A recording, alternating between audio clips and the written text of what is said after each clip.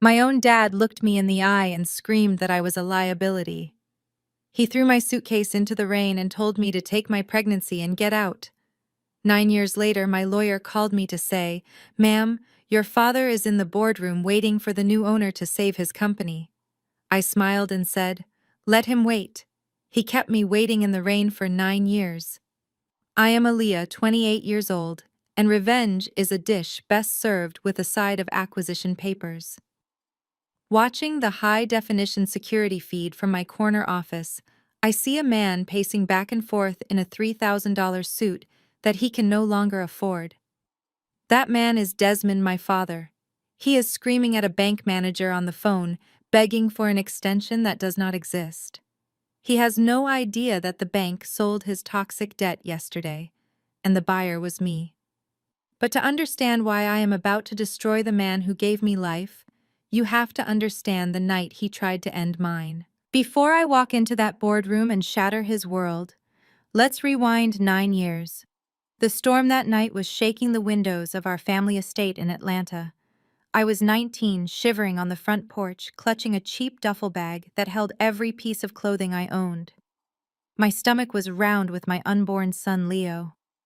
The rain was soaking through my thin jacket, but the cold I felt inside was far worse. I wasn't asking for money. I wasn't asking for a handout. I just needed a roof over my head for one night because the women's shelter was full, and I had nowhere else to turn. The heavy oak door swung open, but instead of warmth, I was met with the cold, dead stare of my father. He didn't look at my trembling hands or my swollen belly with concern. He looked at me like I was a stain on his pristine driveway. I begged him. I said, "Dad, please, just for tonight. I have nowhere to go. I am scared." He laughed, a cruel, dry sound that cut sharper than the wind. He kicked my bag down the wet steps into a puddle and said the words that have burned in my soul for nearly a decade. He said, "Aaliyah, look at you. You are nothing but a liability. I am about to take this company public, and I cannot have a pregnant failure dragging down my stock price. You are an embarrassment to this family name. Take that mistake in your stomach and get out of my sight." He slammed the door in my face, leaving me in the dark. I stood there for a moment listening to the lock click shut, realizing that the only person I thought would protect me had just thrown me to the wolves. Before I continue this story of how I turned my tragedy into an empire, let me know where you are watching from in the comments below. Hit like and subscribe if you have ever had to build a castle from the bricks others threw at you. The shelter on 10th Street smelled of bleach and desperation. My first night there, I learned that hitting rock bottom was not a metaphor. It was a cold metal cot and a thin wool blanket that scratched my skin. I woke up at 3 a.m. to the sound of a zipper sliding open. A woman from the bunk above was trying to steal my boots. I did not scream. I did not cry. I grabbed her wrist with a grip fueled by pure adrenaline and twisted it until she dropped them. That was the moment the scared teenager died and the survivor was born. I slept with my shoes tied to my chest from that night on, my arms wrapped around my belly as a shield. When my water broke, I was not in a private suite with family holding my hand. I was on a city bus, heading to an interview for a janitorial position. The driver panicked, and I ended up in the overcrowded ward of the county hospital. I gave birth to Leo alone, surrounded by the screams of strangers and the indifference of overworked nurses. When they placed him in my arms, he didn't cry. He looked up at me with wide, serious eyes, as if he knew the odds were already stacked against us. I looked at his tiny face and made a pact. We would not just survive, we would conquer. Recovery was a luxury I could not afford. 3 days later, I was back in the shelter, but I had a plan. The public library became my sanctuary and my university. I strapped Leo to my chest in a sling I fashioned from a torn bedsheet and marched to the business section. While other mothers in the shelter watched daytime television or complained about the system, I was building a new one. I sat in the back corner of the library, nursing my son with one hand and turning the pages of textbooks on macroeconomics and venture capital with the other. The librarian Mrs. Higgins tried to kick me out once for bringing a baby until she saw I was graphing market trends on the back of napkin. She started leaving the Wall Street Journal on my table every morning. I did not have capital, but I had data.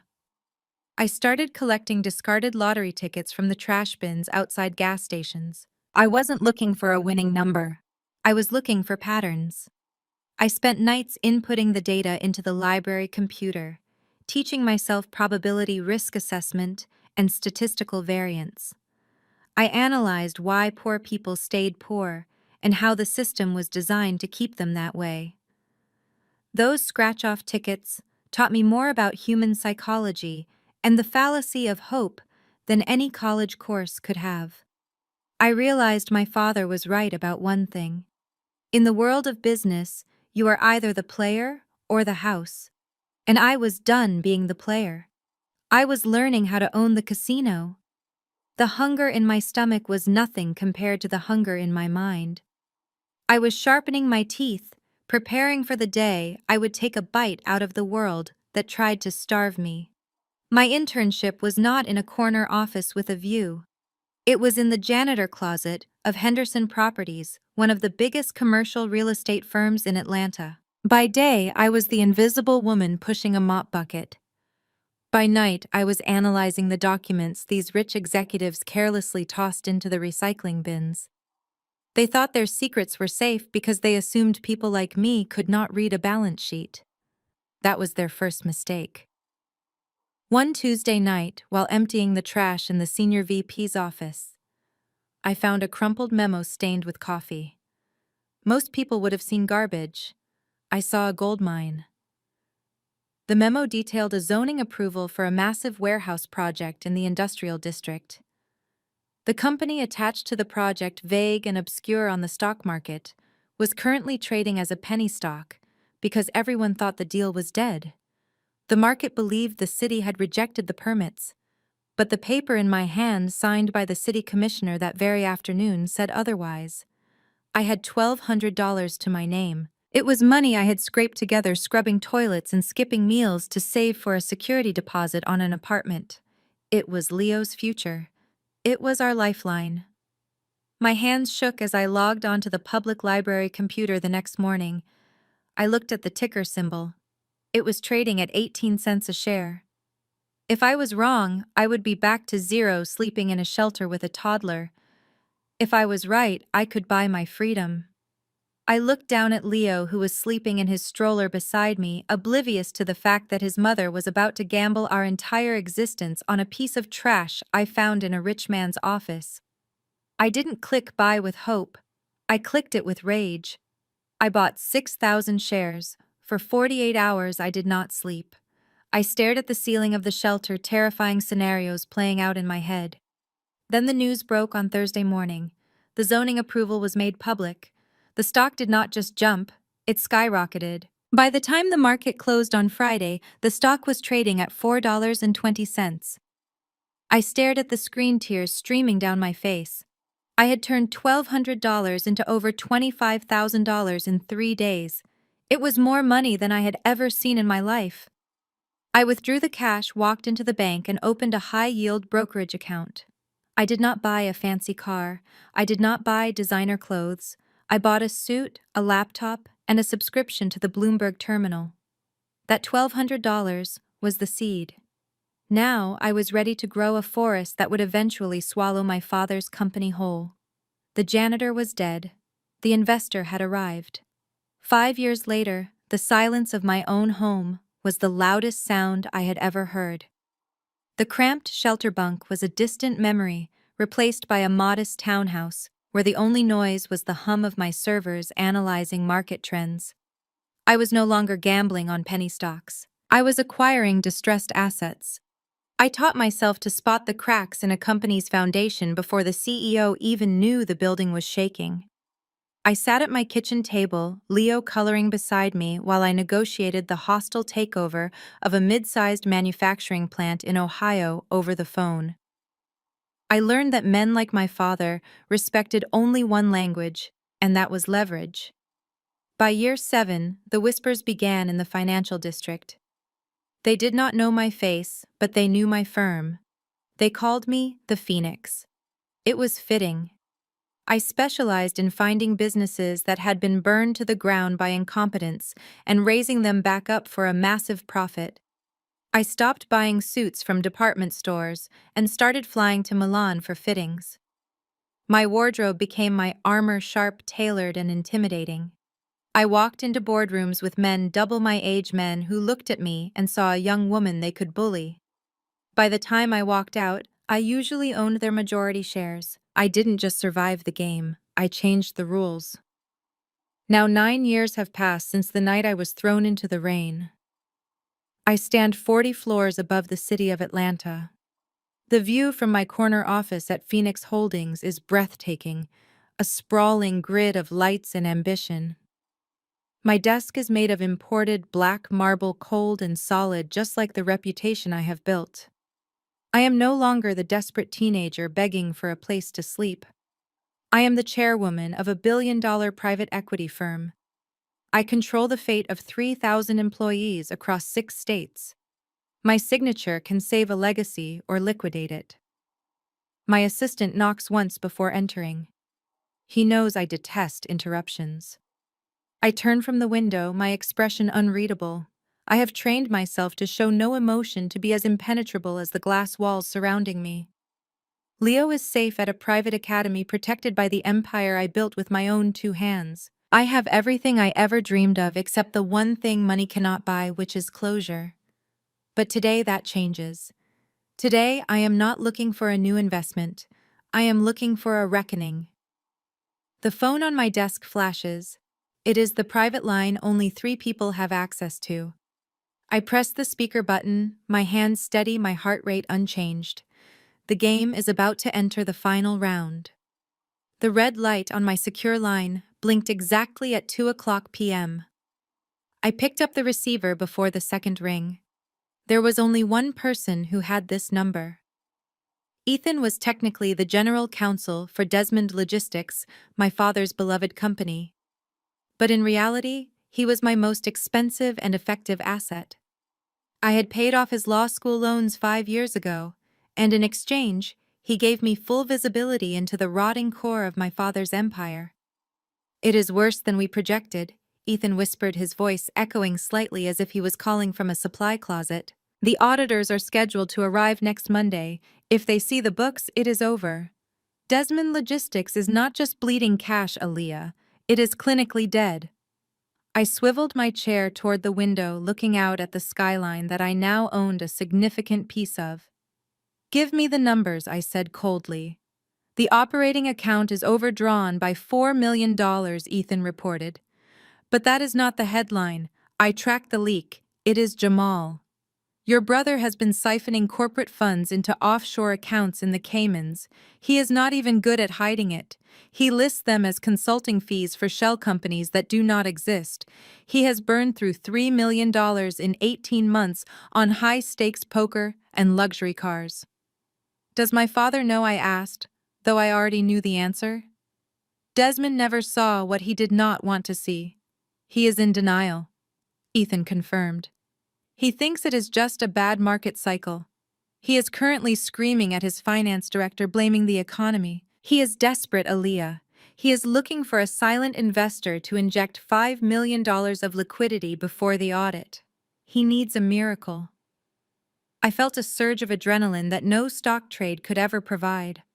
My father did not need a miracle.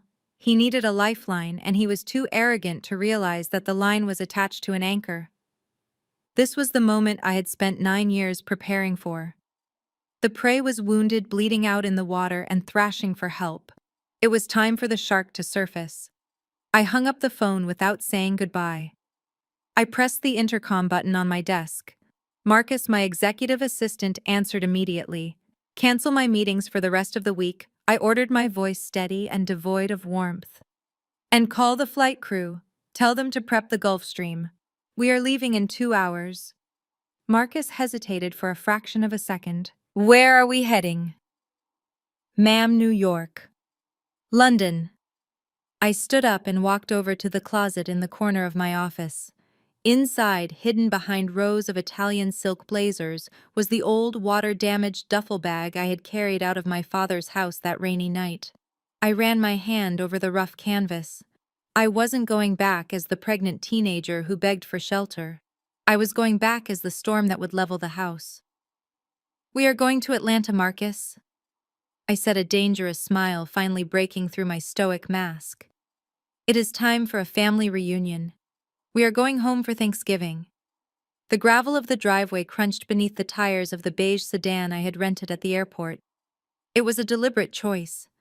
I could have pulled up in a convoy of black SUVs, but the element of surprise required me to play the role they expected. I needed to be the struggling single mother, the failure, the liability. Beside me, Leo looked out the window at the sprawling estate with a critical eye. At 9 years old, he had seen more of the world than my father ever would. He adjusted his collar and looked at me. He asked if this was the place where I grew up. I told him that this was just a house, not a home. I parked the car next to Jamal's brand new Porsche, the one he bought with stolen company funds. The contrast was almost comical. As I killed the engine, I saw them. Desmond and Jamal were standing on the porch holding tumblers of scotch, looking down at us like royalty, surveying peasants. My father had aged, but the arrogance in his posture was timeless. He didn't smile, he didn't wave. He just watched as I opened the door and stepped out into the humid Atlanta air. I walked around to open the door for Leo. I could feel their eyes boring into my back, judging my clothes, my hair, my car. I was wearing a simple dress from a department store rack, another costume for the performance. As we approached the steps, the very steps where he had thrown my suitcase 9 years ago, Desmond didn't move to hug me. He took a sip of his drink and shook his head. "Look what the wind blew in." Desmond said, his voice loud enough to carry across the lawn. "I hope you kept the receipt for that car, Aaliyah. It looks like it is about to break down right here in my driveway." Jamal laughed, a hollow, sycophantic sound. He leaned against the railing, twirling his car keys. He asked if I was lost, or if I just ran out of money again. He said that the soup kitchen was downtown, not in the suburbs. I stopped at the bottom of the stairs, holding Leo's hand. I looked up at the men who shared my blood, but not my spirit. I kept my face neutral, masking the disgust I felt. I told them I just wanted to introduce them to their grandson and have a meal with family. Desmond scoffed. He pointed a finger at me, the gold ring on his hand glinting in the sun. He told me that if I was here to ask for a loan, I should turn around and leave right now. He said he wasn't running a charity for mistakes. I squeezed Leo's hand gently when I felt him tense up. I looked my father dead in the eye and lied with the ease of a seasoned negotiator. I said I didn't need his money. I said I just wanted to come home. Desmond rolled his eyes and turned back to the house, muttering that I better not embarrass him in front of the guests. Jamal smirked and followed him inside, leaving the door open just enough for us to squeeze through. They had no idea they had just invited the executioner to dinner. The air inside the foyer was frigid, a stark contrast to the humidity outside, but the real chill came from the woman descending the grand staircase. Courtney, my brother's wife, looked like she had been manufactured in a factory that specialized in country club elitism. Her blonde hair was sprayed into a helmet of perfection, and she wore a silk blouse that cost more than the car I had rented. She stopped on the bottom step, swirling a glass of Chardonnay, her blue eyes scanning me with a mixture of amusement and disdain. She didn't offer a hug. She didn't even offer a handshake. She just took a sip of her wine and smiled a smile that didn't reach her eyes. "Oh, Aaliyah," she said, her voice dripping with artificial sweetness. "We were placing bets on whether you would actually show up. I told Jamal we should set an extra folding chair at the kids' table just in case." She walked over to us, her heels clicking sharply on the marble floor. She ignored me and focused her attention on Leo. My son stood tall, his hands clasped behind his back, observing her with the quiet intelligence that always unsettled people who expected him to be rowdy. Courtney reached out and fingered the fabric of Leo's plain navy t-shirt as if she were inspecting a dirty rag. "Oh, this is..." Quaint, she said, wrinkling her nose slightly. It is so durable. I suppose when you are raising a child in those kinds of neighborhoods, you have to prioritize function over fashion. My little Julian is wearing custom Ralph Lauren today. We just feel that dressing for success starts in the cradle. But I guess not everyone has the means or the taste to appreciate the finer details. Leo didn't flinch. He looked at her hand on his shoulder and then up at her face, his expression unbothered. I felt a surge of pride. He had more class in his little finger than she had in her entire body. But Courtney wasn't finished. She needed to draw blood. She straightened up and looked at me, tilting her head to the side as if studying a scientific specimen. He is a handsome boy, though, she said, lowering her voice to a conspiratorial whisper.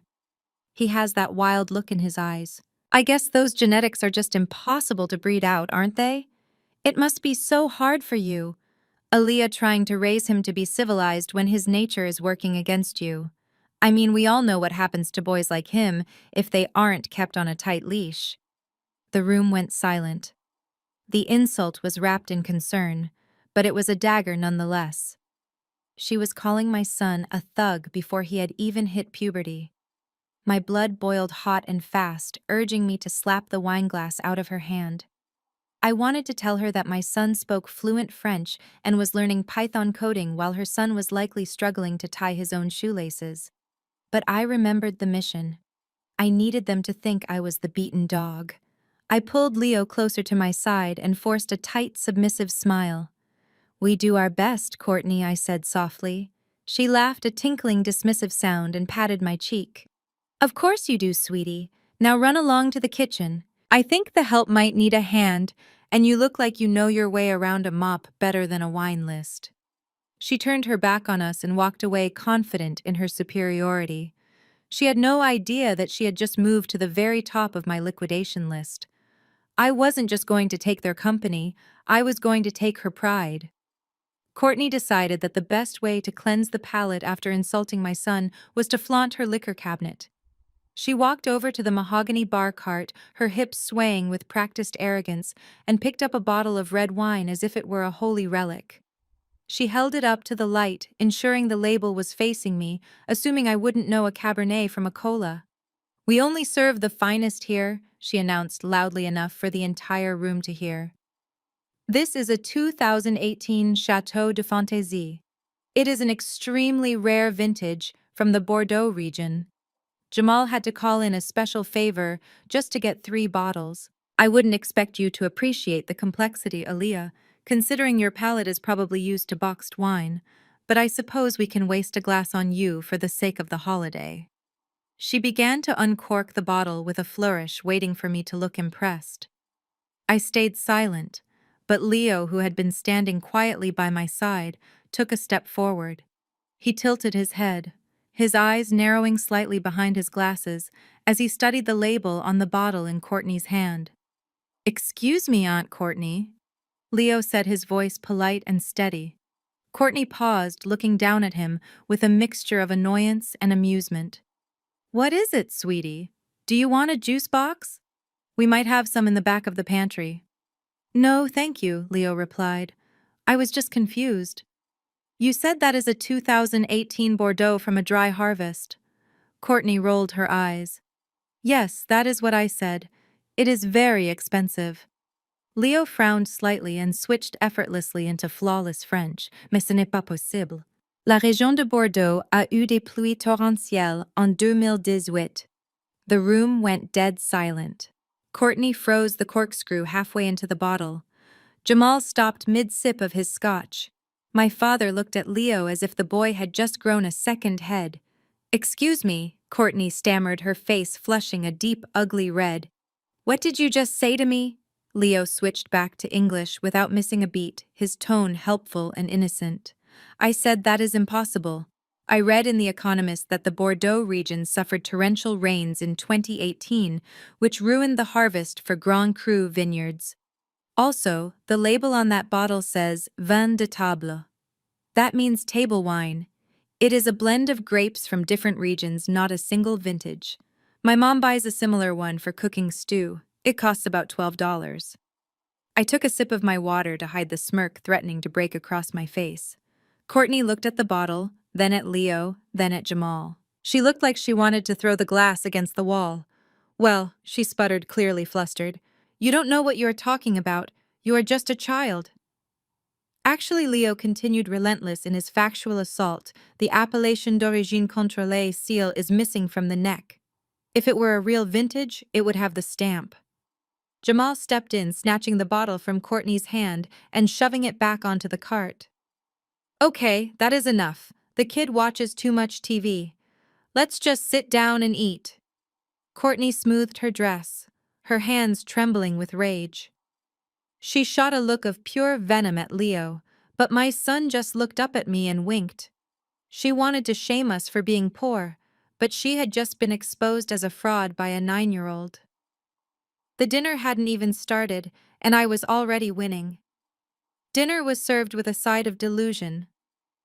We sat around the long mahogany table, the silence broken only by the scrape of silver forks against fine china. The roast beef was rare, bleeding onto the plates, a fitting metaphor for a company that was currently hemorrhaging cash. But you wouldn't know it by listening to my father. Desmond sat at the head of the table, his face flushed with alcohol and pride beaming at his son, as if Jamal had just cured a disease rather than embezzled a fortune. To the future of Desmond Logistics, my father bellowed, raising his glass of expensive red wine. He looked at Jamal with eyes full of adoration. Son, tell everyone about the new contract with the distribution center in Savannah. I was telling the board just yesterday that you are the only one with the vision to expand our fleet in this economy. While everyone else is shrinking, my boy is growing the empire. Jamal wiped his mouth with a linen napkin, leaning back in his chair, with the casual arrogance of a man who believes his own lies. He swirled his wine, avoiding my gaze.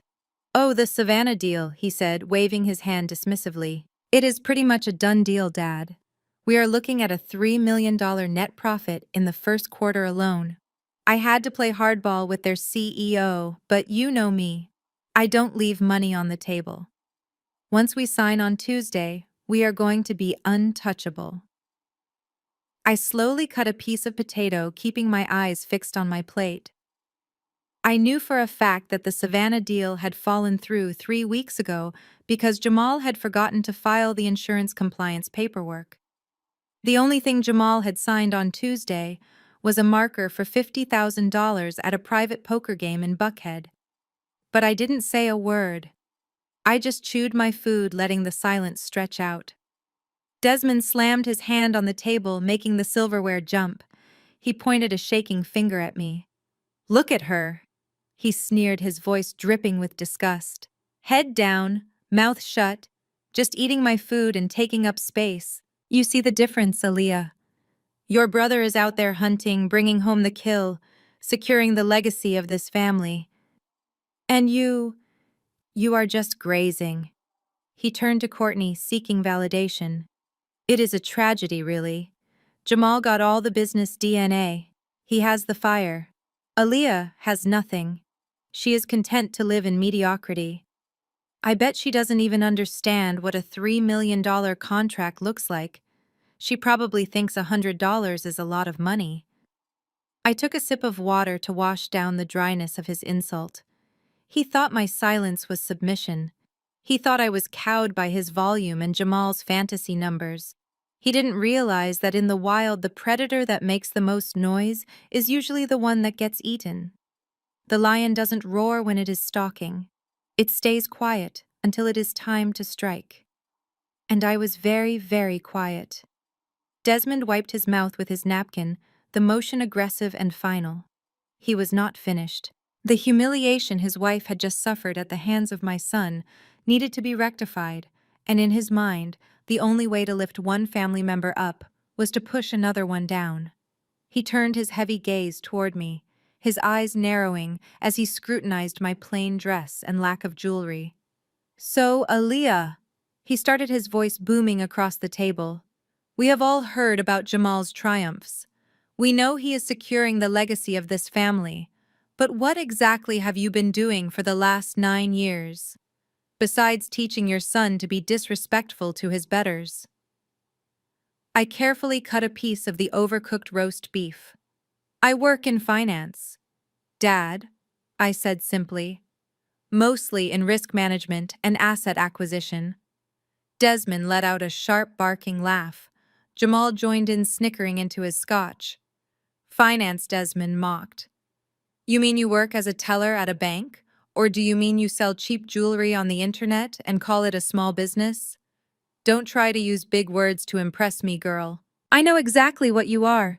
You are the same person who showed up on my porch with nothing but a suitcase and a mistake in her belly. He leaned forward, placing his elbows on the table, invading my personal space. Let me be crystal clear with you, Aaliyah. I brought you here today out of pity. But do not think for 1 second that you are getting a cut of the pie. This company, this house, every single cent I have, built it all goes to Jamal. He is the heir. You are getting nothing, not a dime. So if you came here sniffing around for an inheritance, you are wasting your time. I stopped eating. I placed my fork down on the porcelain plate with a deliberate soft click. The sound was quiet, but it seemed to echo in the sudden silence of the room. I looked up, meeting my father's gaze with a calmness that unnerved him. He expected tears. He expected begging. He did not expect ice. I did not come here for your money, Dad.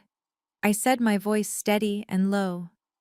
I have plenty of my own. In fact, based on the current market volatility and the outdated business model of Desmond Logistics, I think you should be less concerned about my inheritance and more concerned about whether you will have anything left to leave anyone. Desmond turned a shade of purple I had never seen before. Jamal stopped laughing instantly. Are you lecturing me? Desmond hissed. You think because you balance a checkbook, you know how to run a multi-million-dollar corporation? I didn't say that, I replied, picking up my wine glass. I am just saying that the market is a dangerous place for companies that are over-leveraged and undermanaged. You never know when a bigger fish might decide that you look like a good meal. You should focus on keeping what you have, Dad. Because in my experience, fortunes can disappear overnight. Desmond slammed his fist on the table, making the candles flicker. You ungrateful little brat. I took a sip of water, unbothered. I am not ungrateful, I said. I am just realistic. Now please pass the salt. The roast is a little dry. The apple pie was served, but the real dessert was the humiliation my family had planned for the gift exchange. We moved to the living room, where the fireplace crackled with a warmth that did not extend to the people sitting around it. Jamal made a show of presenting his gift to our father first. It was a box of Cuban cigars that I knew cost more than the monthly salary of his average warehouse worker. Desmond accepted them with a grunt of approval, lighting one immediately and filling the room with thick, acrid smoke. He leaned back in his leather armchair, looking like a king on his throne, waiting for his tribute. I reached into my bag and pulled out a rectangular package wrapped in simple brown paper. I walked over and placed it on the side table next to his Scotch glass. It is not much, Dad, I said quietly, but I thought it might be useful given the current economic climate. Desmond looked at the package with suspicion, as if it might explode. He tore off the paper, revealing a thick hardcover book titled Advanced Risk Management and Strategies for Corporate Insolvency. The room went silent again. Desmond stared at the cover, his face darkening with a mixture of confusion and rage. He looked up at me, the cigar trembling slightly between his fingers. Is this a joke? He asked, his voice low and dangerous. You come into my house, eat my food, and then you insult me with a self-help book for failed businessmen. Do you think I need a manual on how to run the empire I built while you were still in diapers? Before I could answer, Jamal sprang from the sofa. He snatched the book from the table, holding it up like a piece of evidence in a murder trial. This is exactly what I'm talking about, Dad. She doesn't respect you. She thinks because she read a few blogs, she can come in here and lecture us. Jamal walked over to the ornate trash can in the corner of the room. He held the book over it, locking eyes with me, daring me to stop him. Dad is a king in this city, Aaliyah. He doesn't need advice from a charity case. He let the book drop. It landed with a heavy thud among the discarded wrapping paper and cigar clippings. I watched the book fall, and for a split second I almost felt sorry for them. They had no idea what they had just thrown away. Tucked securely inside the front cover was a cashier's check for $50,000. It was not a bribe, it was a test. It was a lifeline meant to cover the payroll they were struggling to meet next week. I had written it out that morning, a final attempt to see if there was any humility left in this house. If they had just opened the book, if they had just shown 1 ounce of grace, they would have found it. But they didn't. Jamal dusted his hands off as if he had just taken out the trash, looking proud of himself. Desmond took a long drag of his cigar, nodding at his son. "Good," Desmond said. "We don't need clutter in this house." I smiled, a genuine, chilling smile. "You are absolutely right, Dad," I said. "You certainly don't need that book." I sat back down, mentally canceling the check in my head. The test was over. They had failed. And now I was going to collect the debt. The dinner had been a masterclass in indigestion, served with a side of emotional abuse. After the cigar incident, I excused myself from the table, claiming I needed a glass of water for Leo. In reality, I needed to step away before I laughed in their faces. My father and brother were celebrating a victory that did not exist, burning bridges they were standing on. I walked down the hallway toward the kitchen, the heavy velvet runners muffling my footsteps. As I approached the swinging service doors, I heard voices raised in a hushed but venomous whisper. I stopped, pressing my back against the wall next to the pantry. It was Jamal and Courtney, and the mask of the happy power couple had completely fallen off. "You promised me that bag," Jamal. Courtney hissed, the sound sharp enough to cut glass. "You told me the bonus from the Savannah deal was already in the account. I put a deposit down at the boutique. If I call them tomorrow and my card is declined, I will never show my face at the club again. Keep your voice down." Jamal snapped back, his tone laced with panic. "The Savannah deal is dead. Okay. It died 3 weeks ago." Courtney let out a cruel, mocking laugh. "Dead? So you lied to your father at the dinner table, you lied to the board, and you lied to me. So where is the money, Jamal? Where is the operating capital you said you secured?" I heard the sound of a fist hitting the granite countertop. "I tried to fix it," Jamal whispered, his voice trembling. "I took the payroll funds for this month. Just 80,000. I took it to the private game in Buckhead. I had a feeling, Courtney. I was up 10 grand in the first hour. I thought I could double the payroll and put the principal back before anyone noticed." There was a long, cold silence. When Courtney spoke again, her voice was devoid of any empathy. "You gambled the employee payroll. You lost the money for the warehouse workers so you could play poker." "I got a bad hand," Jamal pleaded. "It was just bad luck." "I don't care about your luck," Courtney spat. "And I certainly don't care about those warehouse workers. I care about my lifestyle. Listen to me very carefully, Jamal. If I do not have that Hermes Birkin on my arm by the charity gala next week, I am not just leaving you. I am taking the kids and I am going to my mother's house in Savannah, and I will tell everyone exactly why I left. You have 48 hours to find the money. Steal it from your dad, borrow it from a loan shark. I don't care. Just fix it." I heard the click of her heels as she stormed out of the kitchen through the side door leading to the garden. I stood in the hallway, my heart pounding, a slow, steady rhythm against my ribs. I had suspected incompetence. I had suspected fraud. But this was better. This was criminal negligence. Jamal had just confessed to embezzlement and gambling with company funds. He wasn't just a bad businessman. He was a felon in the making. And Courtney, the woman who looked down on me for being poor, was nothing more than a co-conspirator who valued a handbag over human livelihood. I didn't just have a plan anymore. I had a smoking gun, and I knew exactly when to pull the trigger. I stepped away from the kitchen door, my heart hammering against my ribs, not from fear, but from the thrill of absolute certainty. The confession I had just overheard was the final nail in the coffin of Desmond Logistics. Jamal had not just been incompetent, he had been criminally negligent, and Courtney was his willing accomplice. I walked back into the living room, my face a mask of polite indifference. Desmond was still in his armchair pontificating to a bored-looking guest about his golf handicap. Jamal was nowhere to be seen, likely outside frantically trying to secure a loan shark on a burner phone. I walked over to where Leo was sitting quietly in the corner reading a magazine he had brought from the car. I touched his shoulder gently. "It is time to go, Leo," I said softly. He looked up, relief washing over his young face. He closed the magazine and stood up immediately, ready to leave this house of toxicity. I turned to my father. "Thank you for dinner, Dad," I said, my voice steady. It was certainly educational. Desmond didn't even look up from his cigar.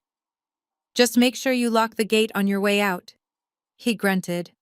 "I don't want the neighbors thinking I am running a halfway house." I didn't respond.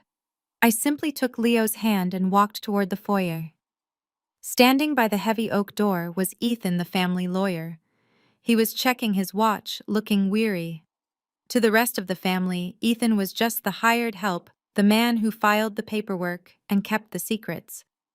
To me, he was the most valuable asset in the room. He saw me approaching and stepped forward to open the door, his face professional and blank.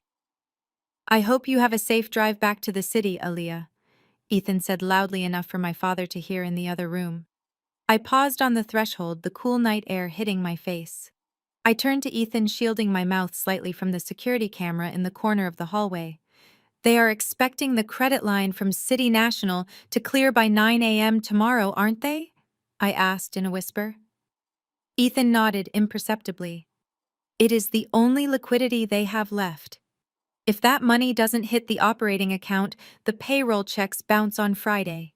I looked past him at the portrait of my father hanging above the mantel, a painting of a man who believed he was untouchable. "Make the call, Ethan," I said, my voice cold and final. "Call your contact at Risk Management. Send over the anonymous tip about the missing pension funds. Trigger the compliance clause." Ethan's eyes widened slightly behind his glasses. "That will cause an immediate freeze on all lending. It will paralyze the company within hours. It is the nuclear option, Aaliyah." I smiled, but there was no warmth in it. "Exactly. Activate Phase 2. Cut the cord. I want them suffocating by breakfast." Ethan gave a single sharp nod. "Consider it done." I walked down the steps to my rental car, the gravel crunching beneath my boots sounding like the ticking of a clock. I buckled Leo in and started the engine. As I drove away, I looked in the rearview mirror at the sprawling mansion glowing in the darkness. My father was inside drinking his expensive scotch, thinking he was the king of the world. He had no idea that I had just turned off the lights. The siege had begun. The sun rose over Atlanta the next morning, but for Desmond Logistics, it was the beginning of the end.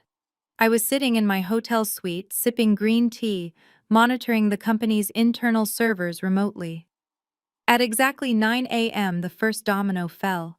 My father was in his office, nursing a hangover from the scotch he had consumed to celebrate his imaginary success. He reached for the phone to call his banker at City National, expecting the routine confirmation of his credit line extension. Instead, he was met with a wall of ice. I listened to the recording of the call later.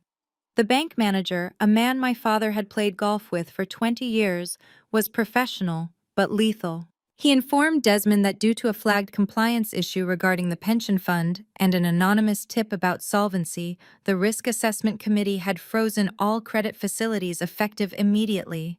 There would be no extension. There would be no liquidity. The line went dead before my father could even scream. 5 minutes later, the second domino fell. The foreman from the main distribution hub called. The payroll transfer that was supposed to hit the employees' accounts at midnight had failed. The warehouse workers, men who lived paycheck to paycheck and whom my father treated like disposable parts, had walked off the job. 48 trucks were sitting idle at the loading docks, their engines cold while perishable cargo rotted in the heat. The drivers were picketing at the front gate, chanting slogans that could be heard all the way up in the executive suite. Desmond was hyperventilating. He paced his office like a caged animal, his face a mask of sweat and terror. He was bleeding $50,000 an hour in penalties for delayed shipments. He needed cash, and he needed it 5 minutes ago. That was when Jamal walked in. My brother looked even worse than my father. He knew that the audit was coming, and he knew that without a massive injection of capital, his embezzlement would be exposed within days. He wasn't trying to save the company, he was trying to save himself from prison. "Dad, listen to me," Jamal said, his voice shaking. "The banks are useless. They are scared. But I have a contact. I met a broker in Buckhead last month who represents a private equity firm. They are called Phoenix Holdings." Desmond stopped pacing. "Who are they?" "I have never heard of them." "They are new," Jamal lied, desperate to sell the con.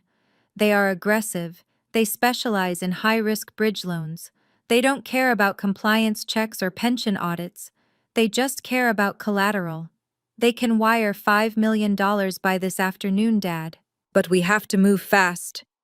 Desmond looked out the window at the striking workers and the motionless trucks. He looked at the portrait of himself on the wall, the image of a titan that was dissolving before his eyes. He didn't ask about the interest rate. He didn't ask about the terms.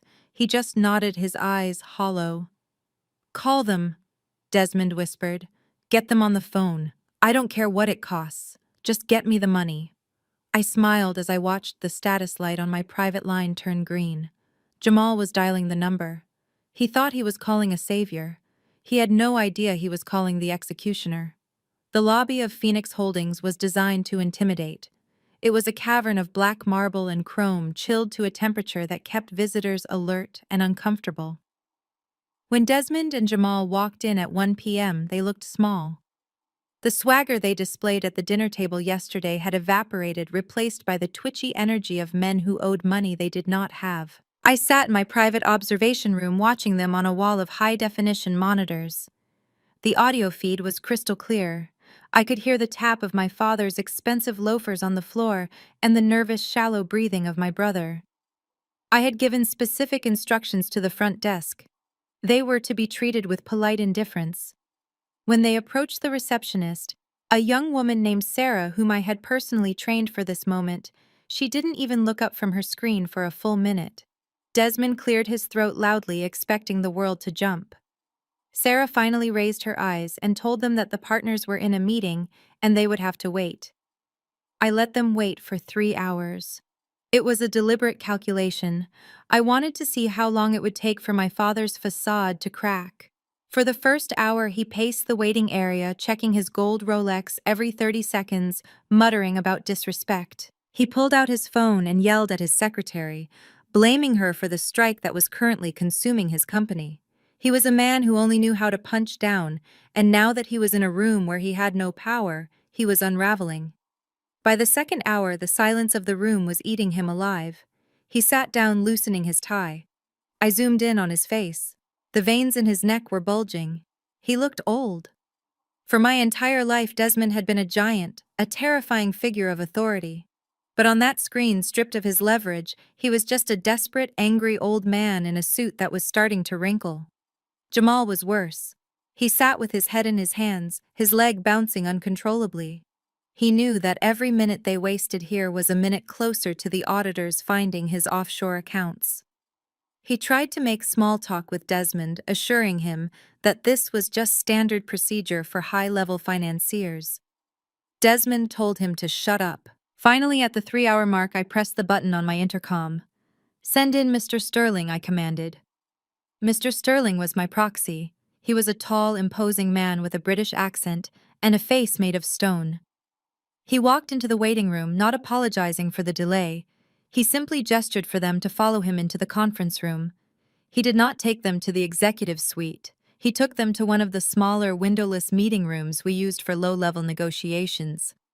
I watched as my father and brother scrambled to follow him, their desperation making them clumsy. They thought they were finally getting a seat at the table. They did not realize they were walking into a cage.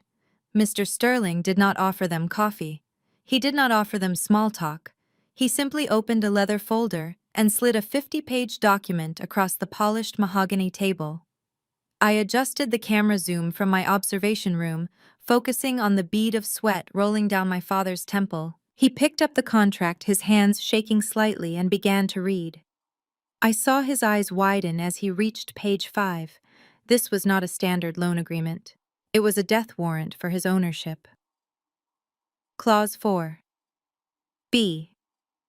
Desmond read aloud, his voice trembling with disbelief. In the event of a default or a missed payment within the first 30 days, Phoenix Holdings reserves the right to seize all collateral immediately without a court order. He looked up at Sterling, his face pale.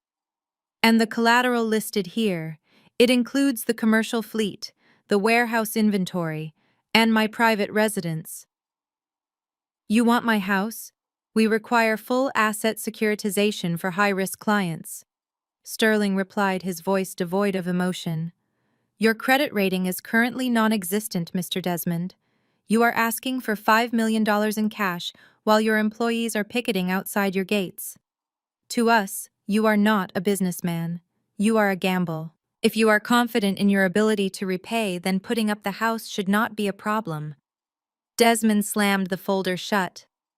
This is insanity. This house has been in my family for 3 generations. My mother left it to me. I cannot gamble the roof over my head. Come on, Jamal. We are leaving. Desmond stood up, grabbing his jacket. For a second I thought he actually had a spine. But Jamal remained seated. My brother was not looking at the contract. He was looking at the clock on the wall. He knew that in less than 24 hours the auditors would open the books. He knew that if this money did not hit the account today, he would be trading his designer suit for a prison uniform. Sit down, Dad. Jamal said, his voice sharp and desperate. Desmond froze. What did you say to me? I said sit down. Jamal repeated, standing up to face him. We don't have a choice. Look at your phone. The union rep just texted. They are talking about going to the press. If this story hits the news tonight, the stock will tank to zero. You won't just lose the house, you will lose the legacy. You will be the man who destroyed Desmond Logistics. Desmond looked at his son, conflict raging in his eyes. He was terrified of losing his status, but he was terrified of the contract. Jamal moved in for the kill, placing a hand on his father's shoulder, using the very trust he had betrayed to manipulate him one last time. It is just a bridge loan, Dad. Jamal lied smoothly. We get the cash. We pay the drivers. The trucks start moving. The Savannah deal signs on Tuesday, and we pay these guys back in full with interest. We will be out of this contract in a week. Trust me, I have everything under control. I watched my father crumble. The fear of public humiliation outweighed his business instinct. He slowly sat back down. He picked up the heavy fountain pen Sterling offered him. He didn't read the rest of the terms. He didn't see the clause about the immediate audit rights. He just signed his name on the dotted line. The scratching of the pen on the paper was the sound of a guillotine blade dropping. Jamal let out a breath he had been holding for days. He smiled, thinking he had just saved his own skin. He didn't realize he had just sold his soul to the sister he despised. The wire transfer from Phoenix Holdings hit the Desmond Logistics operating account at exactly 9:03 a.m. It was the first tranche of the $5 million loan, a lifeline of $2.5 million meant to stop the bleeding.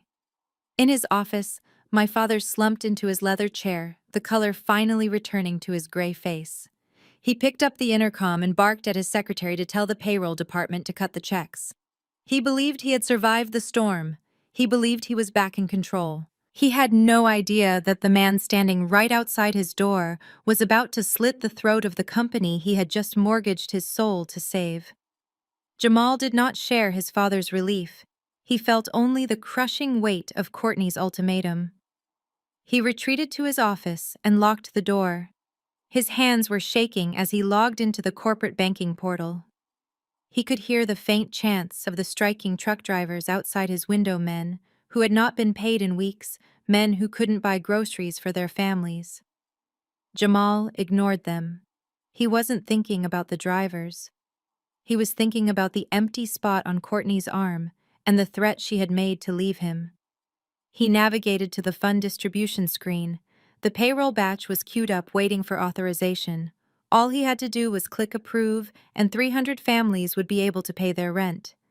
Instead, Jamal opened a new transfer window. He typed in the routing number for a shell company called C-Lux Consulting, an entity that existed solely to pay off Courtney's black card bills. He hesitated for a fraction of a second, his finger hovering over the enter key. Then he typed in the amount. $50,000. He hit send. The confirmation screen flashed green. Transaction complete. Jamal let out a breath, convincing himself that he would put it back before the auditors arrived next week. He told himself it was just a temporary loan. In my command center across town, the reaction was instantaneous. A crimson alert bar slashed across my monitor, accompanied by a sharp digital chime. My algorithm designed to flag any transaction over $10,000 that did not match vendor history had caught him in real time. I leaned forward, my eyes scanning the metadata. I traced the routing number in seconds. It didn't go to a fuel supplier. It didn't go to an insurance broker. It went to a private account at a bank in Buckhead, known for high net worth personal banking. I sat back in my chair, a cold smile playing on my lips. I looked at the timestamp. The money had been in their account for less than 12 minutes, and Jamal had already stolen it. He had prioritized a handbag over the survival of the company. I picked up the phone to call Ethan. I told him to log the transaction time and the IP address. I told him not to stop it. I wanted the transaction to clear. I wanted the paper trail to be indelible. Jamal thought he was buying his wife's affection. In reality, he had just purchased a one-way ticket to a federal indictment. The trap wasn't just set. It had snapped shut, and the rat was still eating the cheese, unaware that his neck was already broken. Ethan walked into my temporary command center at the hotel suite just after midnight. He looked exhausted, his tie loosened, and his eyes red from staring at spreadsheets, but he carried a thick manila envelope like it was a weapon. He didn't say a word. He just dropped the file onto the glass coffee table in front of me. The sound it made was heavy, the thud of indisputable guilt. I picked up the folder and opened it. The first thing I saw was a series of high-resolution photographs taken from a security feed at the Diamond Club, the most exclusive high-stakes casino in the city. There was Jamal sitting at a blackjack table, a crystal glass of whiskey in one hand and a stack of chips in the other. He was laughing, his head thrown back, in a display of carefree arrogance that made my stomach turn. The timestamp on the photos was from 2 hours ago. While his father was sweating over union negotiations and his drivers were standing in unemployment lines, my brother was gambling away the lifeline I had just extended to them. Ethan tapped the paper next to the photos. It was a transaction log from the corporate account. After the $50,000 transfer to Courtney, Jamal had made 3 cash withdrawals of $10,000 each at an ATM near the casino. "He is not even trying to hide it," Ethan said, his voice thick with disgust. "He is treating the corporate operating account like his personal piggy bank. Aaliyah, this is grand larceny. We have enough right here to have him arrested tonight. The police would pick him up at the blackjack table. We can end this now." I studied the photo of Jamal's smiling face. I traced the line of his jaw with my finger. It would be so easy to call the police. It would be satisfying to see him dragged out of the casino in handcuffs in front of his wealthy friends. But that was too quick. That was a mercy he did not deserve. Arresting him now would make him a victim of his own addiction. I didn't want him to be a victim. I wanted him to be the villain in his own tragedy. "No," I said, closing the folder slowly. "Not yet." Ethan looked at me confused. "What are you waiting for?" "He is bleeding the company dry. Every dollar he spends is a dollar less for the assets you are about to seize." I stood up and walked to the window, looking out at the city lights. "I don't care about $30,000, Ethan. I care about the total destruction of his credibility. If we arrest him now, my father will spin it.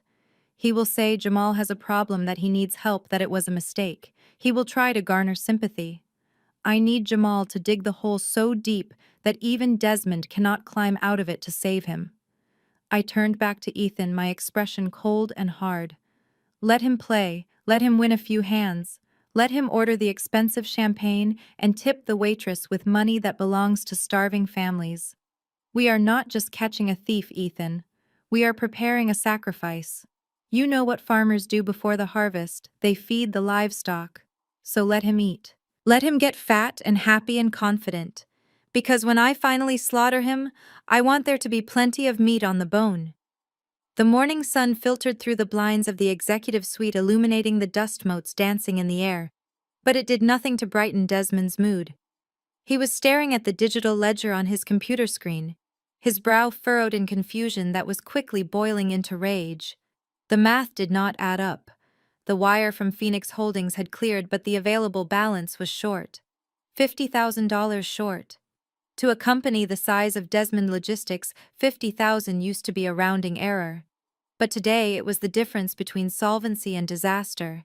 Desmond did not call Jamal. He did not question the prodigal son who had access to the codes. Instead, he slammed his fist on the intercom button and summoned Arthur Henderson. Mr. Henderson was 68 years old, a man with a spine curved from 40 years of hunching over ledgers in service of my father's empire. He walked into the office clutching a file, his hands trembling slightly, sensing the predator's mood. "Where is it?" Arthur Desmond demanded, not even offering him a seat. "Where is the $50,000 that left this account 20 minutes ago?" Arthur blinked behind his thick glasses. "I'm not sure what you mean, sir. I authorized the payroll batch as you instructed. I haven't moved any other funds." "Don't lie to me," Desmond roared, standing up and towering over the smaller man.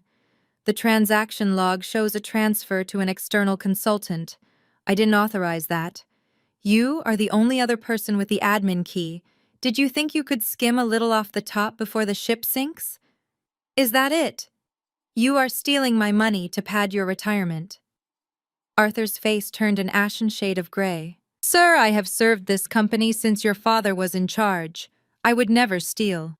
Please check the user ID on the transfer. It might have been a system error, or perhaps Jamal. Do not say his name." Desmond cut him off, his voice shaking with a mix of fury and denial. He knew. Deep down, he knew exactly who had taken the money. But admitting that his son was a thief meant admitting that his entire succession plan was a lie. It was easier to destroy a loyal servant than to face the truth. "You are incompetent, Arthur. You are a thief and a liar. Get out of my office. You are fired." Arthur gasped, his hand flying to his chest. He stumbled back, dropping the file. Papers scattered across the floor like white feathers.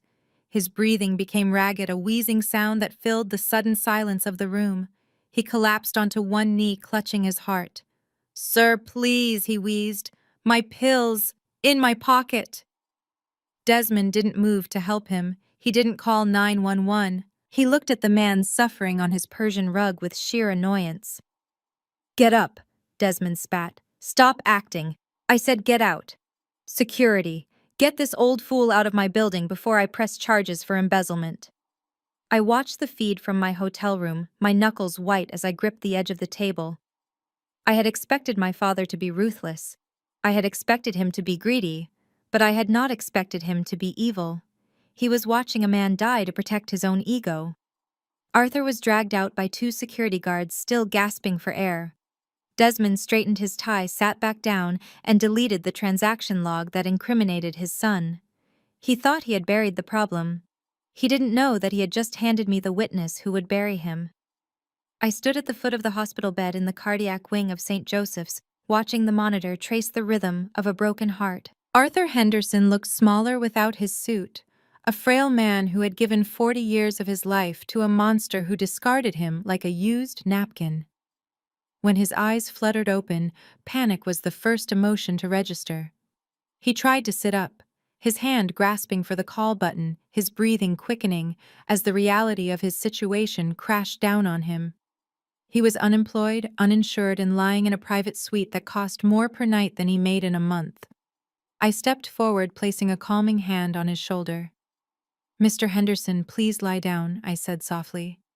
"Your heart rate is spiking. You need to rest." He blinked his eyes, focusing on my face. Aaliyah. He rasped, his voice weak. What are you doing here? You shouldn't be here. Your father. If he finds out. My father is not in charge here, I interrupted, pouring him a glass of water. And neither is the billing department. I took care of your admission fees, Arthur. I paid for the surgery and I prepaid for your recovery therapy. You don't owe the hospital a dime. He stared at me, confusion warring with gratitude. I don't understand. Why I couldn't stop him. I tried to tell him about the money. I know you did, I said. I saw everything on the security feed. You were the only person in that building who tried to do the right thing. Loyalty is a currency. Arthur, and you spent yours on a man who is bankrupt of morality. I am here to offer you a new investment. I reached into my bag and pulled out a contract. It was an employment agreement for a senior financial consultant position at Phoenix Holdings. The salary was triple what my father had been paying him. I want to hire you, Arthur. Not to cook books, but to audit them. I am the one buying Desmond Logistics, and I need someone who knows where the bodies are buried. Arthur looked at the contract, his hands trembling. He looked at me, really looked at me, and for the first time he saw the resemblance, not to my father, but to the shark that was about to eat him. He saw the power I held. Tears welled up in his eyes, not of sadness, but of vindication. He slowly pushed himself up the monitor, steadying as his resolve hardened. You want to know where the bodies are buried? He whispered, a grim smile touching his lips. Aaliyah. I didn't just bury them, I kept a map. He reached for his personal phone on the bedside table, which had miraculously survived his collapse. He unlocked it with a shaking finger and navigated to a hidden cloud drive. It is not just Jamal, he said, his voice gaining strength. Jamal is an amateur. Your father has been evading federal taxes for 20 years. He uses a shell corporation in Nevada to hide profits and lists them as capital losses. I begged him to stop in the 90s, but he threatened to fire me then too. I kept a duplicate of every real ledger. I have every invoice, every fake receipt, every email instruction he ever sent me. He handed me the phone. It is all there. It is enough to put him away for life.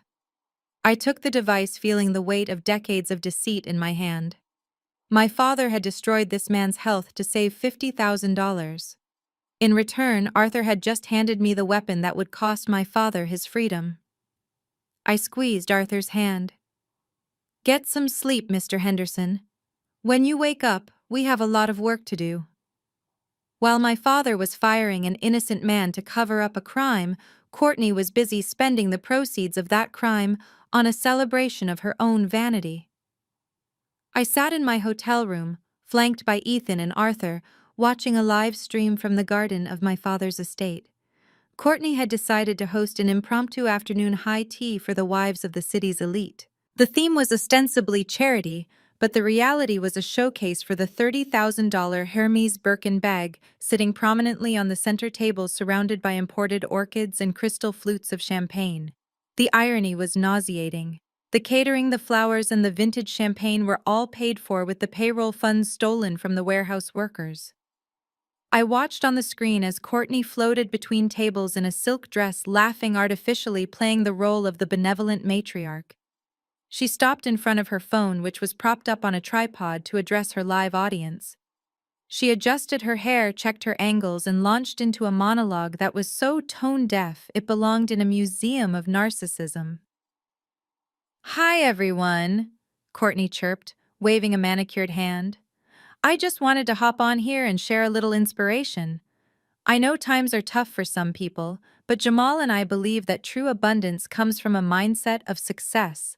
We have been so blessed this quarter, and it just goes to show that if you support your husband and keep your standards high, the universe rewards you. She paused to sip her drink, leaning in closer to the camera, her voice dropping to a conspiratorial whisper. I was just telling the girls here how important it is to choose the right partner. It breaks my heart to see so many women out there, especially single mothers, who just give up. They wear cheap clothes, they drive rental cars, and they look so bitter. They act like the world owes them a living because they made poor choices. Honestly, it is a liability to be around that kind of negative energy. You have to surround yourself with assets, ladies, not liabilities. I felt a muscle in my jaw jump. She used the exact word my father had used to describe me 9 years ago. Liability. She was talking about me. She was mocking my rental car, my clothes, and my life as a single mother, all while broadcasting from a house that was technically already mine and flaunting a bag bought with stolen money. Arthur let out a low growl from the couch. "She has no idea, does she?" he asked. "She has no idea that the credit card she used to pay the caterer is going to bounce tomorrow. Let her talk," I said, my eyes fixed on the screen. Every word she says is evidence. "Ethan, are you capturing this?" Every second, Ethan confirmed, tapping away at his laptop. She is publicly displaying assets purchased with embezzled funds. In a divorce court or a criminal trial, this video is a confession. She is establishing that she benefited from the crime. Courtney was still talking, holding up the Birkin bag. "This little baby was a gift from Jamal for being such a supportive wife. It is a reminder that you are worth what you demand." I stopped the recording. She was right about one thing. You are worth what you demand. And I was about to demand everything. I picked up my phone and sent a text to the lead auditor, who was scheduled to arrive the next morning. I attached the video file of Courtney's speech. I added a simple caption: "Check the receipt for the bag against the missing payroll transfer." The party was over, even if Courtney didn't know it yet. The second tranche of funding was scheduled to release at 9 a.m. on Friday. At 8:59 a.m. I pressed the abort command on my laptop. It was as simple as turning off a light switch, but the effect on Desmond Logistics was immediate and catastrophic. In his office, my father was hitting the refresh button on his banking portal with a violence that threatened to crack the screen. When the balance remained unchanged, he screamed for his secretary, but she wasn't there. She had walked out an hour ago when her paycheck bounced. Mr. Sterling took the call from my father on speakerphone in my hotel suite. Desmond sounded like a drowning man. He demanded to know where the money was. Sterling, cool as ice, cited Clause 7C of the contract regarding material adverse change in leadership integrity. He mentioned the irregularities in the previous transfer. He didn't say Jamal's name, but he didn't have to. He told Desmond that all further funding was suspended pending a full forensic audit. The line went dead. By noon, the company was not just bleeding, it was in cardiac arrest. Fuel suppliers cut off credit. The insurance on the fleet was canceled for non-payment. The silence in the warehouse was deafening. But desperation breeds delusion. Jamal burst into Desmond's office, waving a heavy cream-colored envelope. It was an invitation to the Midnight Gala, the city's most prestigious charity event for minority-owned businesses. Every heavyweight in Atlanta would be there, including venture capitalists, politicians, and philanthropists. "This is it, Dad," Jamal said, adjusting his silk tie as if appearance could mask the rot underneath. "We go tonight. We work the room. I know Arthur Chen from Chen Capital will be there. We just need one handshake, one bridge loan to replace these Phoenix guys, and we are back in the game." Desmond looked at the invitation like it was a religious relic. He didn't see a party. He saw a hunting ground. He nodded, straightening his spine, convincing himself that his charm could still sell a sinking ship. "Get Courtney," he ordered. "Tell her to wear her best jewelry. We need to look like we own the place." I watched them on the security feed, making plans to con a new victim. They were putting on their tuxedos and polishing their shoes, preparing to walk onto a stage they thought they commanded. They didn't know that I had bought the theater. I picked up my phone and called my stylist. "Bring the red dress," I said, "the one that looks like blood." I was going to the gala, too. And I wasn't going to donate. I was going to foreclose. The midnight gala at the Atlanta History Center was an ocean of diamonds and hypocrisy. The ballroom was transformed into a gilded cage for the city's elite, smelling of expensive perfume and even more expensive secrets. Crystal chandeliers the size of small cars hung from the ceiling, casting a warm, forgiving light on the aging faces of the titans of industry.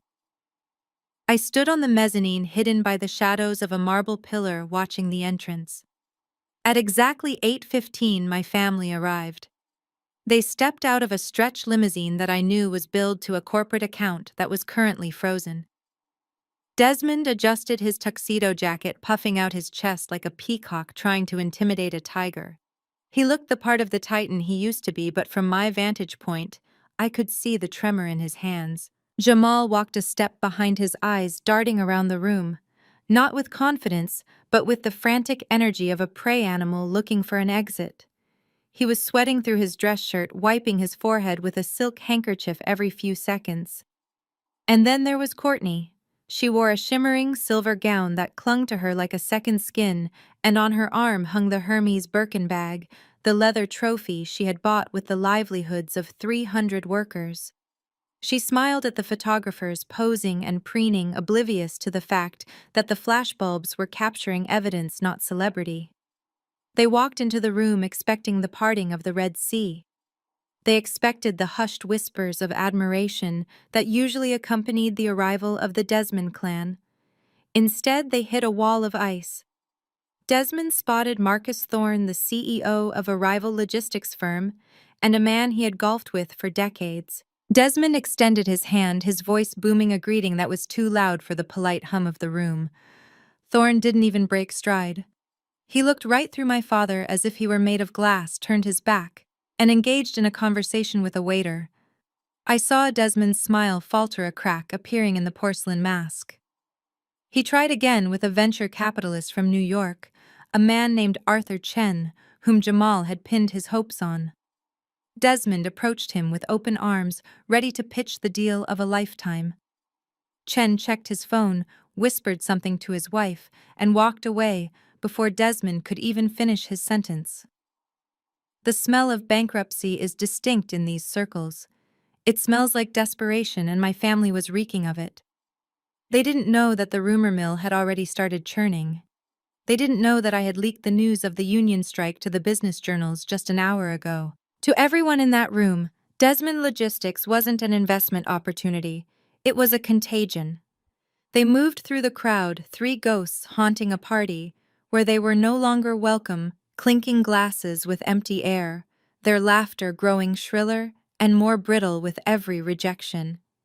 They were looking for a savior, but they were walking alone in a graveyard of their own making. They were drowning in plain sight, and nobody was going to throw them a rope. The hush that fell over the ballroom was not the polite silence of high society, but the stunned silence of predators recognizing a new apex creature. I stepped through the double mahogany doors wearing a custom crimson gown that looked like liquid fire against my skin. It was cut dangerously low in the back and high on the thigh, a deliberate choice to showcase the strength I had built over years of fighting for survival. I wasn't wearing jewelry. I didn't need to. The dress itself cost more than the combined annual salaries of everyone my father had fired that morning. I walked down the grand staircase, my heels making no sound on the plush carpet. I saw heads turn. I saw whispers ripple through the crowd like a wave. And then I saw them. My family was huddled near the back of the room, clutching their drinks, as if they were life preservers. Courtney was the first to spot me. Her eyes widened, scanning me from head to toe, her brain short-circuiting as it tried to reconcile the struggling single mother she despised with the vision walking toward the VIP section. She grabbed Jamal's arm, her fingernails digging into his tuxedo jacket. "What is she doing here?" she hissed loud enough for me to hear from 10 feet away. "Did she sneak in through the kitchen? Is she working catering?" I didn't acknowledge her. I kept walking, my gaze fixed on the platinum circle, the roped-off area right in front of the stage, reserved for the city's billionaires. As I reached the velvet rope, Courtney moved. She couldn't help herself. Her need to humiliate me was a compulsion stronger than her survival instinct. She stepped directly into my path, blocking my way with a smug, tight-lipped smile. "You are lost," Sweetie Courtney said, her voice dripping with faux concern. The staff entrance is around the back. This area is for guests with invitations, and I am pretty sure they don't sell tickets to people who drive rental cars. I looked down at her. Up close, I could see the cracks in her foundation makeup and the fear behind her eyes. "Excuse me," I said, my voice calm and imperious. "You are in my way." Courtney laughed, a shrill sound that drew the attention of the nearby security guard. "Oh, I don't think so. I am saving you from embarrassment, Aaliyah. You don't belong here. You never have." She turned and waved frantically at a large man in a black suit standing by the pillar. "Officer, over here, please. We have a crasher. This woman is harassing my family and trying to enter the VIP section without a ticket."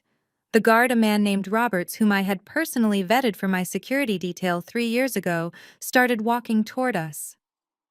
Courtney beamed, crossing her arms over her chest, triumphant. She looked at me with pure malice. "They are going to drag you out, Aaliyah," she whispered. "And I am going to record every second of it for my followers. This is what happens when liabilities try to act like assets."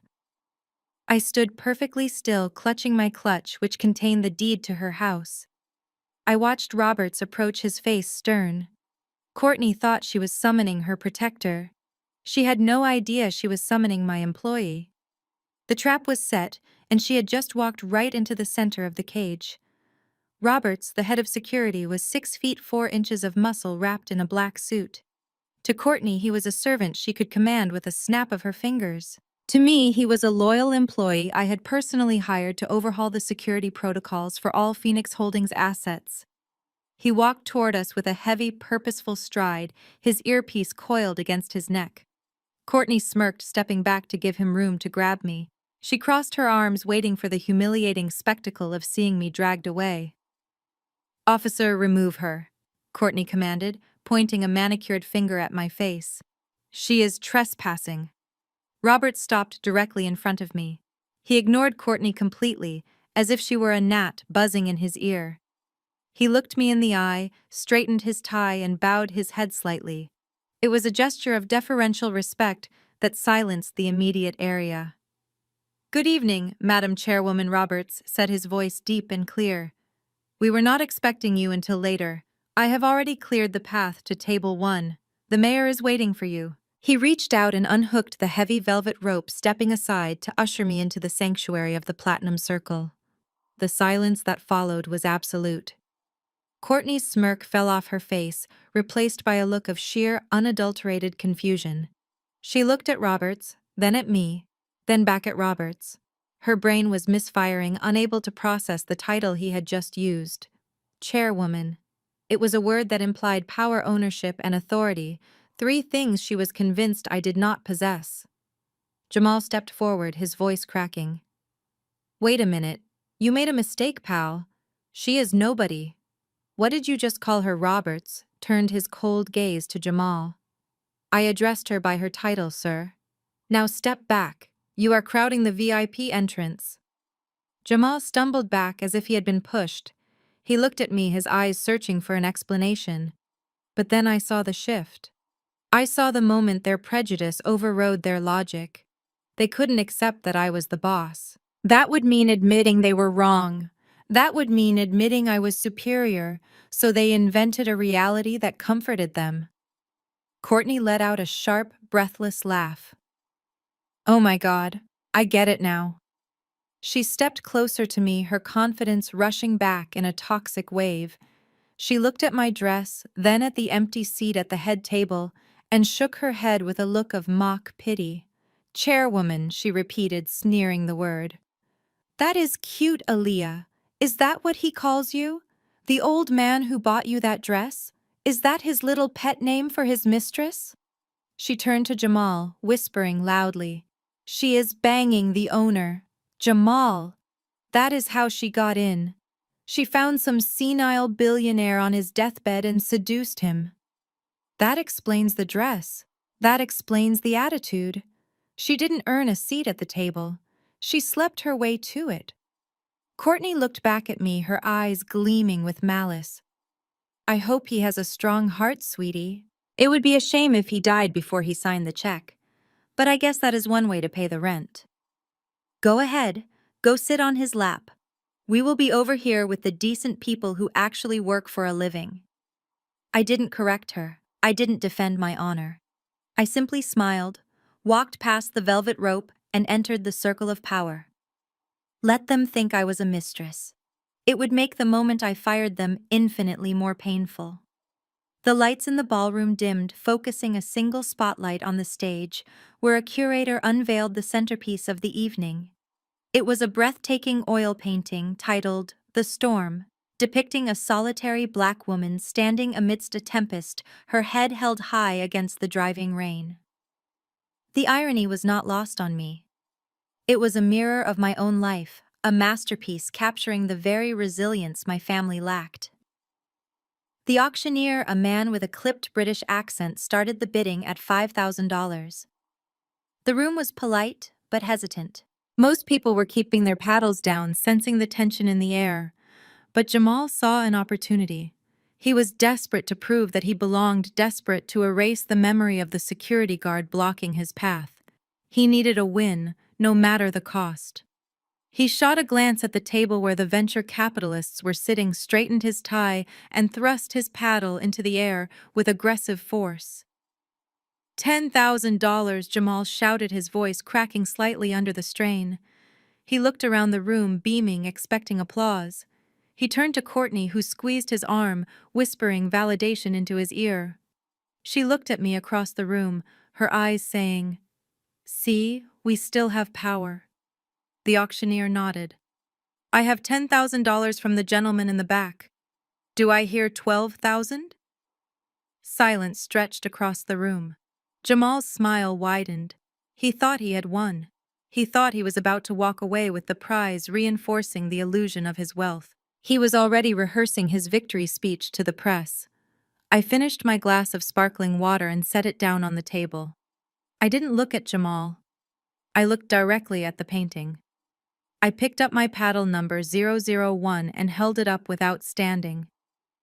$100,000, I said.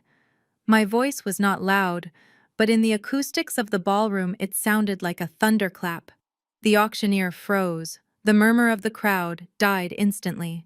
300 heads turned in unison toward the platinum circle. Jamal's jaw dropped. The smile slid off his face like oil. He blinked rapidly as if trying to clear a hallucination. Desmond, standing beside him, looked as if he had been punched in the gut. $100,000, the auctioneer repeated, his professional composure momentarily shaken. The bid is with the chairwoman at table 1. I could feel the heat of their stares. Jamal looked at his father, panic rising in his eyes. He realized in that terrifying moment that I wasn't playing the same game. He was playing checkers with borrowed pieces, and I was playing chess with a board I owned. He wanted to raise his hand. I could see the impulse twitching in his arm, the desperate need to outdo me. But he knew. He knew his credit cards were maxed out. He knew the company accounts were frozen. He knew that if he bid $1 more, he would be exposed as a fraud before the gavel even hit the wood. Going once, the auctioneer called out, looking directly at Jamal, challenging him. Jamal lowered his head. He lowered his paddle. He shrank into his tuxedo, defeated by the sheer weight of my capital. "Sold," the auctioneer shouted, slamming the gavel down. "To the lady in red for $100,000. The room erupted in polite applause. I didn't smile.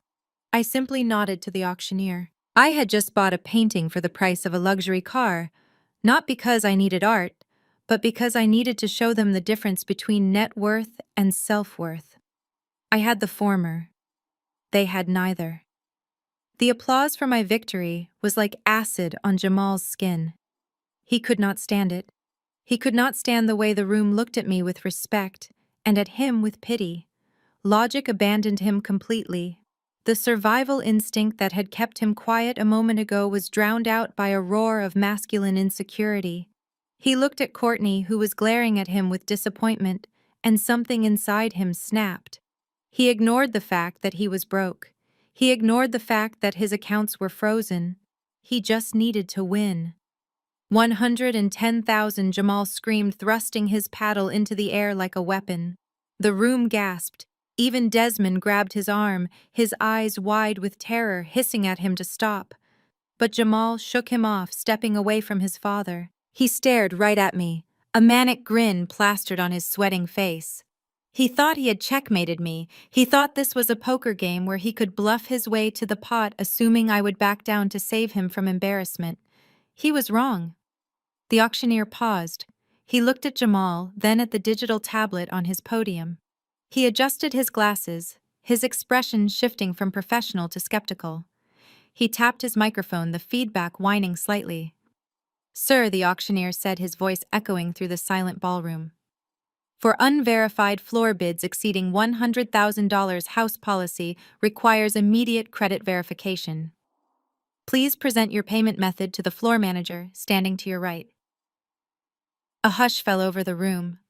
This was a direct challenge to Jamal's solvency. A smart man would have laughed it off and withdrawn the bid. Jamal was not a smart man. He reached into his tuxedo jacket and pulled out his black corporate American Express card. He handed it to the floor manager with a sneer, playing the role of the offended billionaire to the bitter end. "Run it," Jamal said, his voice loud enough for the front row to hear. "And then bring me my painting." The floor manager, a young woman with a portable chip reader, took the card. She didn't step away. She inserted the card right there under the spotlight. The device let out a soft beep as it processed the request. The seconds stretched out into hours. Jamal tapped his foot, looking around the room with arrogant defiance. Then a sharp, dissonant buzz echoed through the ballroom. It was the digital sound of rejection amplified by the silence. The floor manager looked at the screen, frowned, and tried again. Another buzz.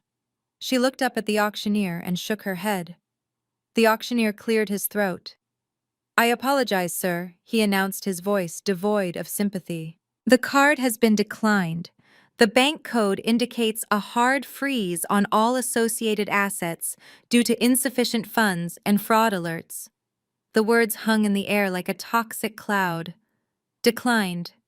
Insufficient funds. Fraud. Every head in the room turned to stare at Jamal. He stood there, his hand still extended to take back the card, his face draining of color until he looked like a wax figure. He tried to laugh, to make a joke, to claim it was a bank error, but his voice failed him. Courtney took a sharp step away from him, physically distancing herself from the failure, her eyes fixed on the floor. Desmond covered his face with his hand. Jamal Desmond had just been stripped naked in front of the very people he tried so desperately to impress. I took a slow sip of my champagne, watching the life leave his eyes. He wasn't just broke, he was broken. The heavy oak door of the ladies' restroom swung shut behind me, cutting off the hum of the ballroom and the fresh scent of Jamal's public execution.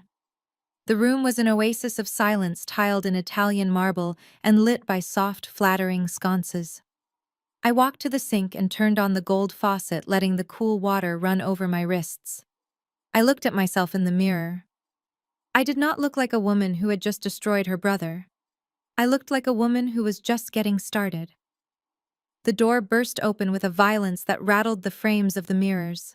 Courtney stormed in, her chest heaving, her silver dress looking less like armor and more like a costume she was desperate to shed. She saw me and stopped dead, her eyes narrowing into slits of pure, unadulterated hatred. She checked the stalls to ensure we were alone. When she saw the room was empty, she lunged at me. "You bitch!" she screamed, her voice echoing off the tile. "You did this. You froze the accounts. You rigged the auction!" She marched toward me, her heels clicking like gunshots on the floor. "Do you have any idea what you have done? You humiliated us. You humiliated me. I have to walk back out there and face those people because of you." She raised her hand, aiming a sharp, vicious slap at my face. It was a clumsy move born of hysteria rather than skill. I didn't flinch. I didn't step back. I simply reached up and caught her wrist mid-swing. My grip was steel. I squeezed just hard enough to let her know that the physical power dynamic was just as lopsided as the financial one. Courtney gasped, trying to yank her hand back, but I held fast. I pulled her a step closer, invading her personal space until I could smell the expensive champagne on her breath and the fear radiating from her pores. "Let go of me," she hissed. struggling uselessly against my hold. I leaned in, bringing my lips close to her ear, my voice dropping to a lethal whisper. I suggest you calm down, Courtney. Unless you want the auditors to look at your personal expenses next. She froze. Her eyes darted to mine, wide and terrified. What are you talking about? I smiled, cold and sharp. I am talking about Marcus, your personal trainer, the one you see 3 times a week at the Equinox in Buckhead. Courtney went still, her face drained of all color, leaving her rouge standing out like a bruise on her cheek. I know about the private sessions. I continued, tightening my grip on her wrist. I know about the weekend trip to Cabo that you told Jamal was a spa retreat with your sister. And most importantly, Courtney, I know exactly how you paid for it. You didn't use your allowance. You used the corporate expense account under the label Vendor Relations. She started to tremble. Her mouth opened, but no sound came out. That is embezzlement, Courtney, I said, releasing her wrist with a shove that sent her stumbling back against the counter. That is a federal crime. Jamal is going down for gambling with company funds, but you are going to prison for stealing payroll money to pay a gigolo. Courtney clutched her wrist, staring at me with horror. Please, she whispered, her voice barely audible. Jamal, he would kill me. I picked up my clutch and checked my reflection one last time. I don't care what Jamal does, but if you ever raise your hand to me again, I will send the receipts to your husband, and I will send the photos of you and Marcus to the police. Now fix your face. You look guilty. I turned and walked out of the restroom, leaving her clinging to the marble sink for support, gasping for air in the ruins of her own secrets. She had walked in to assault me. She was left wondering if she would survive the night. I stepped out of the restroom, the heavy door clicking shut behind me, effectively silencing Courtney's whimpers. The corridor was dimly lit, a service hallway lined with potted ferns and shadowed alcoves designed for private conversations away from the prying eyes of the press. I didn't get 3 steps before a heavy hand clamped down on my upper arm. It was a grip I remembered from childhood, a grip meant to bruise and control. I didn't flinch. I stopped walking and looked at the hand, then slowly traveled my gaze up the tuxedo sleeve to meet the bloodshot eyes of my father. Desmond pulled me roughly into the shadows of a recessed archway. He smelled of stale scotch and fear. The facade of the confident tycoon had completely dissolved. His tie was crooked, sweat beaded on his upper lip, and he was breathing hard like a bull that had been chased into a corner by a pack of wolves. He looked at me with a mixture of confusion and rage, trying to reconcile the daughter he had discarded with the woman who had just publicly castrated his son. What the hell is going on? Desmond snarled, his voice a low, vibrating growl. I saw you. I saw you bid. Where did you get that kind of money? And don't lie to me about finance. You are doing this, aren't you? The frozen accounts, the bank audit, the Phoenix loan. It is all you. He tightened his grip, shaking me slightly. You are trying to ruin me. You are trying to destroy this family. Is that it? You want revenge because I kicked you out. You are willing to burn down my legacy just to throw a tantrum. I looked at him calmly, my expression devoid of any emotion.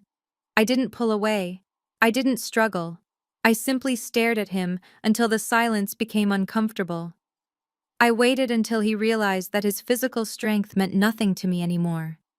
I was not the scared teenager on the porch. I was the one holding the deed to the building we were standing in. You are confused, Desmond. I said, my voice smooth and cold as polished glass. I am not destroying your legacy. You destroyed it yourself years ago. I am just the foreclosure agent. Desmond released my arm as if burned. He stepped back, wiping his mouth with the back of his hand. You are sick, he hissed. You are a traitor. I will call the police. I will tell them you hacked our accounts. I will have you thrown in jail before sunrise. I laughed, a soft, dry sound. You can certainly try, Dad. But considering your son just committed wire fraud on a live transaction and your daughter-in-law is embezzling company funds to pay her lover, I don't think inviting the police into your life is a wise strategic move. Desmond froze. The color drained from his face. He opened his mouth to speak to deny it, but the truth was written in the hard lines of my face. He knew I wasn't bluffing. He looked suddenly old a man, realizing he was standing on a trapdoor that had already opened. I checked my watch. It was late. I had appointments to keep. "I am done playing games," I said, stepping out of the shadows and smoothing my dress. "The board meeting is scheduled for tomorrow morning. I expect you, Jamal, and Courtney to be there." Desmond stared at me, his hands trembling. "Board meeting." "We don't have a board meeting." "You do now," I replied, turning to walk away. 8 a.m. sharp. Desmond, in the main conference room. "Do not be late, and do not make me wait. If you are not in that room when I walk in, I will have the marshals evict you from the estate by noon." "Sleep well, Dad." I walked down the hallway, the sound of my heels echoing in the silence. I didn't look back. I left him standing in the dark, a king without a kingdom, waiting for the sun to rise on his execution. The morning sun did not bring warmth to the Desmond estate. It brought a cold gray light that exposed the cracks in the veneer of their lives. The house was silent. The staff had not returned, the kitchen was cold, and the coffee machine sat unused. Desmond sat at the head of the long dining table, still wearing the tuxedo trousers from the night before, his shirt unbuttoned and stained with sweat. He stared at the wall, his eyes bloodshot and hollow. Jamal sat across from him, head in his hands, nursing a migraine that throbbed in time with his mounting panic. Courtney was nowhere to be seen, likely hiding in the guest room, terrified to face the husband she had betrayed. At 7:15 a.m. the doorbell rang. It was not the melodic chime of a social call. It was a sharp, insistent buzz that demanded attention. Desmond didn't move. Jamal groaned and pushed himself up, shambling to the foyer. He opened the heavy door to find a man in a nondescript windbreaker holding a thick manila envelope. The man didn't smile. He didn't ask how they were doing. He simply asked for Desmond. Desmond. Jamal pointed to the dining room. The man walked in, tossed the envelope onto the table in front of my father, and said 3 words that ended their world. "You have been served." Desmond stared at the package. He opened it with trembling fingers. It wasn't a letter. It was a court order, a temporary restraining order on all personal and corporate assets, a notice of foreclosure proceedings, a mandate for an immediate forensic audit. The Phoenix Group had petitioned the court at dawn, citing fraud and breach of contract. The judge, likely nudged by the mountain of evidence I had provided, had signed it immediately. They were locked out of their own bank accounts. They couldn't buy a loaf of bread, let alone save a company. "We have to go." Desmond whispered, his voice raspy. She said, 8 a.m. "We have to be there." They piled into Jamal's car, the only vehicle with a full tank of gas. The drive to the industrial district was a funeral procession of one. No one spoke. The radio was off. The city of Atlanta rushed by outside the windows, a world that was moving on without them. Desmond clutched the court papers in his lap, reading the same lines over and over, trying to find a loophole that didn't exist. When they turned the corner onto the street that housed the Desmond Logistics headquarters, the car slowed to a crawl. Jamal slammed on the brakes, his mouth falling open. Desmond looked up, and the color drained from his face completely. There were 2 utility trucks parked on the lawn. A crane was extended high into the air, its hydraulic arm reaching toward the roof of the main office building. 2 men in neon vests were up there with angle grinders and crowbars. Sparks showered down like fireworks in the morning light as they cut through the steel bolts that held the massive letters of the company name in place. As Desmond watched, paralyzed with horror, the letter D detached from the wall. It hung suspended for a moment, a rusted symbol of his ego, before being lowered slowly to the ground, where it was unceremoniously dumped into a pile of scrap metal. They weren't just seizing the company, they were erasing him. The sign was coming down. The legacy was over. And inside the building, sitting in his chair, was the woman who had ordered the demolition. The walk to the executive suite felt like a march to the gallows. The hallway was stripped bare. The framed photographs of Desmond shaking hands with senators and mayors were gone. leaving only pale, dusty rectangles on the faded wallpaper. The silence was absolute. There were no phones ringing, no chatter from the break room, no hum of productivity. The building was a tomb, and my family was walking toward the burial chamber. Desmond led the way, his breathing ragged and shallow. He reached the double mahogany doors of the boardroom, the doors he had walked through 1,000 times as a king. Today, he hesitated. Roberts, the head of security, stood guard. He didn't bow this time. He simply opened the door and gestured for them to enter. The room was freezing. The blinds were drawn, casting the long table in a twilight gloom. At the far end, 3 figures were waiting. On the left sat Ethan. He didn't look up as they entered. He was methodically arranging a stack of legal documents, his pen scratching against the paper with a rhythmic, maddening sound. Desmond stopped, his jaw dropping. "Ethan." Desmond croaked, his voice cracking. "What are you doing here? You work for me. Get over here and explain this legal mess." Ethan ignored him completely.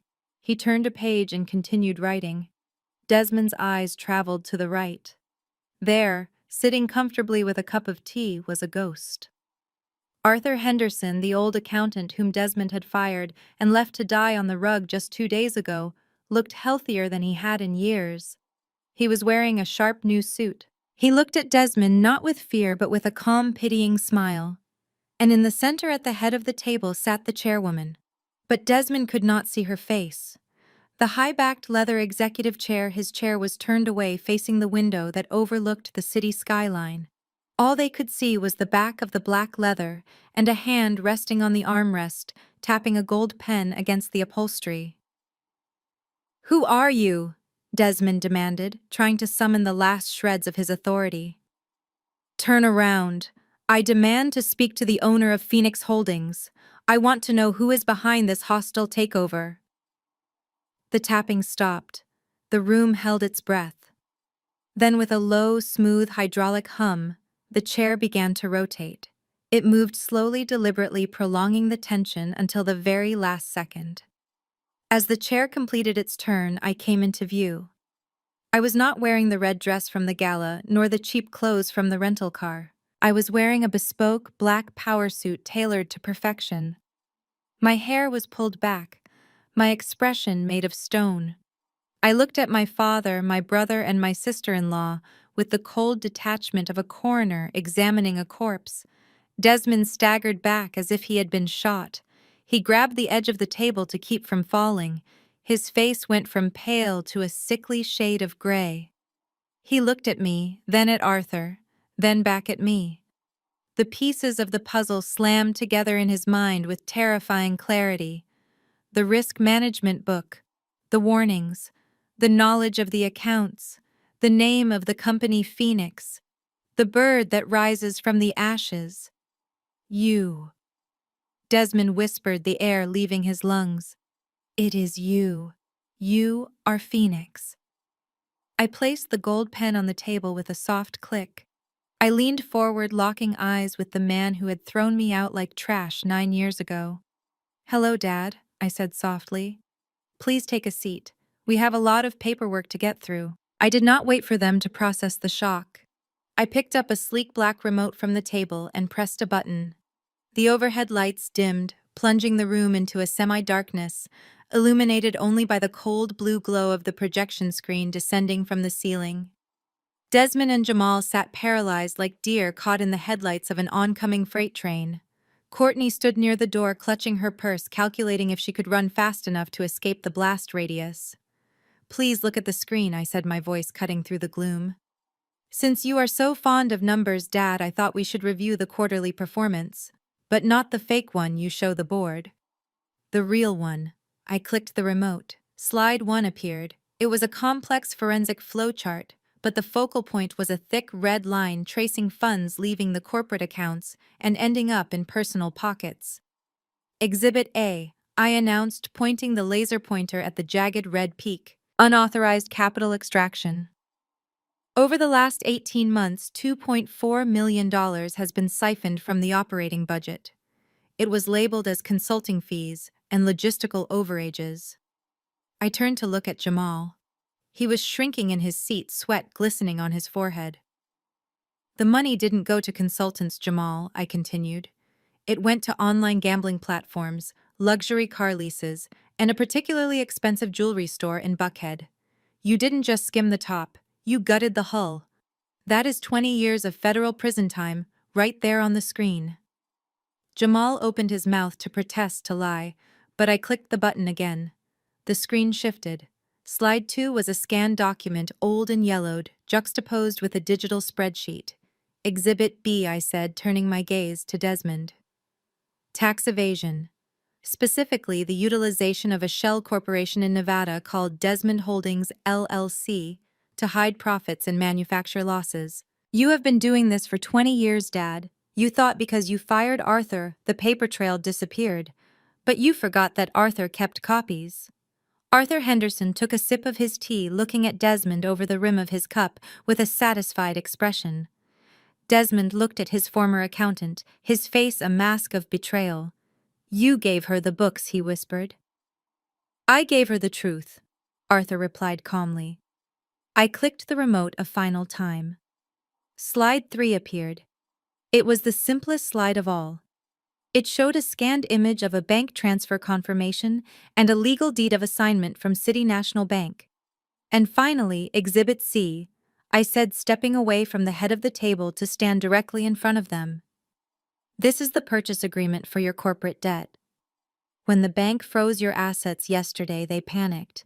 They classified your loans as toxic. They were desperate to unload the risk. So I made them an offer. I bought your entire debt portfolio this morning for 30 cents on the dollar. The room went deathly silent. Desmond stared at the screen, his mind struggling to comprehend the magnitude of the trap. Do you understand what this means? Desmond, I asked, leaning down so our faces were inches apart. The bank doesn't own you anymore. The investors don't own you. I own you. I am the sole holder of every mortgage, every lien, and every loan attached to this company and your personal estate. I am your only creditor. And unlike the bank, I am not interested in a payment plan. I am calling in the debt. In full. Today. The silence in the boardroom was heavy, suffocating, broken only by the hum of the projector fan. I walked over to the stack of documents Ethan had prepared and picked up the first folder. It was thin, lightweight, but it held the weight of a life sentence. I slid it across the polished mahogany table toward Jamal. He looked at it, then up at me, his eyes wet with fear. Let's start with you, brother, I said, my voice devoid of warmth. You have two options. Option A is simple. I hand the forensic audit to the FBI. You go to federal prison for wire fraud and embezzlement. You will likely serve 15 to 20 years. Jamal flinched. He looked at his father for help, but Desmond was staring at the table, a broken man. Option B, I continued. You sign this document. It is a full confession and a voluntary renunciation of your inheritance. You surrender your shares, your trust fund, and your position in the company. In exchange, I will decline to press criminal charges. However, there is a condition. You will plead guilty to a misdemeanor and complete 2,000 hours of community service, specifically cleaning litter off the highway. Jamal stared at the pen. He looked at his tuxedo, then at the document. He didn't hesitate. He didn't fight for his honor or his father's legacy. He grabbed the pen and scribbled his signature, choosing survival over dignity. I snatched the paper away before the ink was dry. Smart choice, I said. Now get out of my sight. But before you go, you might want to see what your wife has been up to while you were stealing to buy her handbags. I reached into my bag and pulled out a thick envelope. I tossed it onto the table in front of Jamal. The photos spilled out. High-definition shots of Courtney and Marcus, her personal trainer, intimate and undeniable, taken on the balcony of a hotel in Cabo. Jamal froze. He picked up a photo, his hands shaking violently. He looked at Courtney, who had turned a ghostly shade of white. You used the payroll money, Jamal whispered, his voice rising to a scream. You let me steal from the company. You let me risk jail to pay for him. Courtney backed away, shaking her head. Jamal, listen to me. It is not what it looks like. Jamal lunged at her, but Robert stepped in, blocking him with a massive arm. I watched the implosion with cold satisfaction. Their marriage was built on greed, and it had just collapsed under the weight of the truth. Enough, I commanded. Roberts removed them both. They can discuss the divorce settlement in the parking lot. As my brother and his wife were dragged out screaming at each other, the room fell silent again. Only Desmond remained. He looked small in the big leather chair. He looked old. I walked over to the window and opened the blinds, letting the harsh morning light flood the room. I turned to face him. "You lost the company, Desmond," I said quietly. "You lost the house. You lost your son. And now you have lost your honor. The eviction notice for the estate has already been filed. You have 1 hour to pack your personal effects. Do not take anything of value. The paintings, the watches, the cars, they belong to Phoenix Holdings now." Desmond looked up at me, tears streaming down his face. "Aaliyah, please. I am your father. Where will I go?" I looked at him, remembering the cold night 9 years ago when I asked him the same question. I remembered the closed door. I remembered the silence. "I don't know, Dad," I said, turning my back on him, "but I hear the homeless shelter downtown is open until noon. I suggest you hurry. You don't want to miss the bus." The transition of power was not marked by a bang, but by the steady, rhythmic sound of construction crews dismantling the past. 6 weeks had passed since the boardroom coup, and the landscape of my life had been altered beyond recognition. The towering sign of Desmond Logistics was gone, replaced by the sleek silver falcon of Phoenix Global. The company was no longer a kingdom of fear ruled by a tyrant. It was a well-oiled machine where the drivers were paid on time, the fleet was insured, and Arthur Henderson sat in the CFO's office, finally receiving the respect he had earned 40 years ago. Jamal was currently serving his community service hours on the side of Interstate 85, wearing a neon orange vest that matched the humiliation burning in his gut. Courtney had fled to her sister's couch in Savannah, her reputation in Atlanta society reduced to a cautionary tale about greed. But the true victory was not in the boardroom, it was at the estate. I stood on the balcony of the master bedroom, the very room where my father used to sleep, and looked out over the sprawling grounds. I had not moved in. I had no desire to sleep in a bed that smelled of his cologne and his cruelty. Instead, I had repurposed the entire property. The heavy, oppressive velvet drapes were gone, replaced by sheer linen that let the sunlight flood in. The dark mahogany furniture, which had absorbed decades of angry whispers and cigar smoke, had been auctioned off, the proceeds donated to charity. The house felt lighter. It felt like it could finally breathe. I walked down the grand staircase, my hand trailing along the banister. Today was the grand opening. I had renamed the estate the Haven. It was no longer a monument to one man's ego. It was a sanctuary for the very people my father and Courtney had despised. It was a transitional housing center and business incubator for single mothers. Women who had been cast aside, women who had been told they were liabilities, would come here to learn coding, finance, and entrepreneurship. They would live here with their children, safe and supported, until they were ready to build empires of their own. The downstairs foyer, once a cold and forbidding space where I had been turned away, was now filled with the sound of laughter. Children were running through the halls, their footsteps echoing on the marble, not as a disturbance but as a melody. Leo was in the center of it all, sitting on the floor of the living room, showing a group of younger kids how to build a complex structure out of Legos. He looked up at me and smiled, a genuine, unburdened smile. He knew we had won. He knew we were safe. I walked out onto the front porch, the same porch where I had stood 9 years ago with a suitcase and a broken heart. The air was crisp and clean. The landscaping crew had removed the intimidating iron spikes from the perimeter fence, replacing them with softer, welcoming greenery, though the security gate remained formidable. It was a necessary barrier between the peace we had built inside and the chaos of the world outside. As I stood there drinking in the sight of the renovated garden, a movement at the main gate caught my eye. A figure was standing on the other side of the wrought iron bars, clutching the metal rails with weathered hands. I walked down the stone path, my heels clicking softly, my posture straight and unyielding. As I got closer, the figure resolved into clarity. It was Desmond. He looked like a shadow of the man he had been. The bespoke suits were gone, replaced by a rumpled jacket that was 2 sizes too big and stained at the cuffs. His hair, once dyed and coiffed, was gray and thinning. He had lost weight, his face gaunt and hollow, the arrogance scrubbed away by the harsh grit of reality. He was living in a cheap motel on the outskirts of town, surviving on a meager pension that I had graciously allowed him to keep, a final act of mercy he probably didn't deserve. He watched me approach, his eyes filled with a mixture of longing and confusion. He looked past me at the house, at the brightly colored banner hanging over the entrance that read, "The Haven Building Futures." He heard the sound of children playing. He saw the women sitting on the veranda working on laptops, drinking coffee, living the life he had denied me. "Aaliyah," he crooned, his voice cracking. It sounded foreign, stripped of its boom and bluster. You did all this?" I stopped 10 feet from the gate. I didn't unlock it. I didn't invite him in. I simply stood there, a guardian of the sanctuary. "Yes, Desmond. I did." He gripped the bars tighter. "It looks different.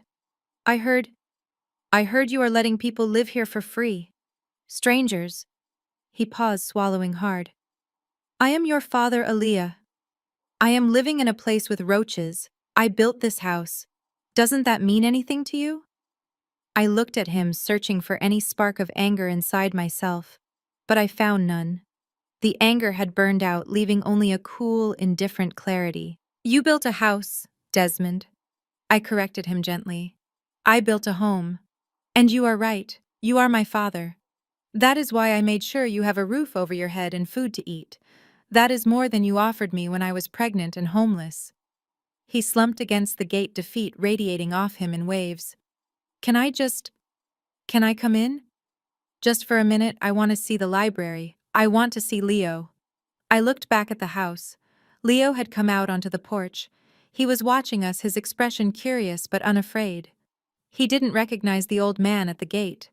To Leo, Desmond was just a stranger, a ghost from a story he barely remembered. I turned back to Desmond. I shook my head slowly. "No, you cannot come in. This place is for people who are looking to build a future, Desmond. You are stuck in the past.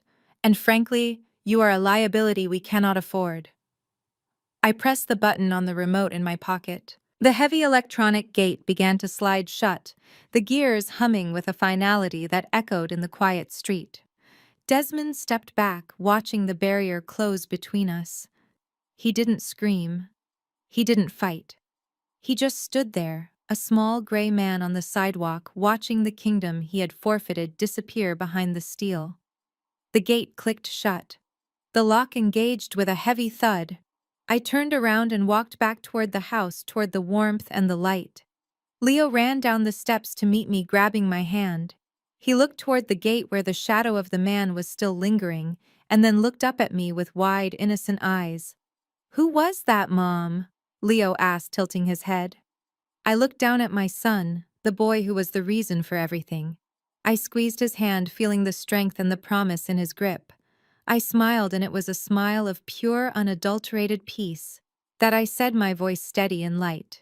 "That was just an old acquaintance, Leo. He is the man who taught me the most important lesson of my life." Leo blinked.